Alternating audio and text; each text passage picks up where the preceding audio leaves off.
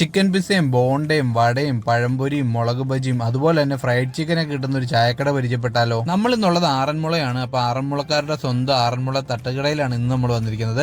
അപ്പൊ ഈ ഒരു തട്ടുകടയുടെ ഏറ്റവും വലിയ പ്രത്യേകത എന്ന് പറയുന്നത് ഇവിടുത്തെ ഈവനിങ് സ്നാക്സ് ഒക്കെയാണ്. ഇത്രയും വെറൈറ്റി സ്നാക്സ് കിട്ടുന്ന ഒരു ഷോപ്പ് നമ്മൾ ആദ്യമായിട്ടാണ് കാണുന്നത്. ഡോണറ്റും ബർഗറും സാൻഡ്വിച്ചും അതുപോലെ തന്നെ നമ്മുടെ ചായക്കടയിൽ കിട്ടുന്ന വടയും പഴംപൊരിയും ബോണ്ടയും പിന്നെ ചിക്കൻ പിസയും അതുപോലെ തന്നെ ഫ്രൈഡ് ചിക്കനും ഇതൊക്കെ കിട്ടുന്ന ഒരു സ്പോട്ട് എന്ന് പറഞ്ഞു കഴിഞ്ഞാൽ നമ്മൾ ആദ്യമായിട്ടാണ് ഇങ്ങനത്തെ സ്പോട്ടിൽ പോകുന്നത്. അതുകൊണ്ട് തന്നെ നമ്മൾ ഒരുപാട് എക്സൈറ്റഡ് ആണ്. തട്ടുകടകളിൽ പോയി കഴിഞ്ഞാൽ മറ്റെല്ലാ ടൈപ്പ് സ്നാക്സും കിട്ടുമെന്നുള്ളതുകൊണ്ട് നമ്മളൊരു ഫ്രൈഡ് ചിക്കൻ ആണ് ഓർഡർ ചെയ്തത്.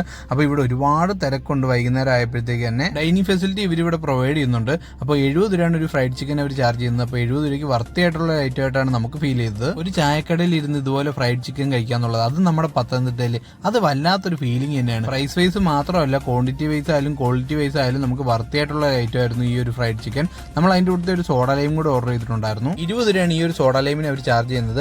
അത് മാത്രമല്ല, അവർ ആറന്മുള ബേക്കേഴ്സ് എന്ന പേരിൽ പ്ലേ സ്റ്റോറിൽ ഒരു ആപ്പ് ഒക്കെ പ്രൊവൈഡ് ചെയ്യുന്നുണ്ട്. ഏത് രീതിയിലായാലും നമ്മളെ മൊത്തത്തിൽ ഞെട്ടിച്ചളഞ്ഞ ഒരു സ്പോട്ടാണ് ആറന്മുള തട്ടുകട. അപ്പോൾ വൈകുന്നേരം വന്നു കഴിഞ്ഞാൽ നിങ്ങൾക്ക് ഇവിടെ ടീ ഓപ്ഷൻസ് ഒക്കെ അവൈലബിൾ ആണ്. ഇത്രയും കാണുമ്പോൾ തന്നെ നമുക്ക് ഉറപ്പായിട്ടും പറയാം പത്തനംതിട്ട നിങ്ങൾ മസ്റ്റ് ആയിട്ട് ട്രൈ ചെയ്യേണ്ട ഒരു സ്പോട്ട് തന്നെയാണ് ആറന്മുള തട്ടുകട. നിങ്ങൾ ഇവിടുന്ന് കഴിച്ചിട്ടുണ്ടെങ്കിൽ നിങ്ങളുടെ അഭിപ്രായം കമന്റ് ചെയ്യുക. ഇതുപോലുള്ള ഫുഡ് സ്പോട്ടിനായിട്ട് നമ്മുടെ അക്കൗണ്ട് മറക്കാതെ ഫോളോ ചെയ്തോളൂ.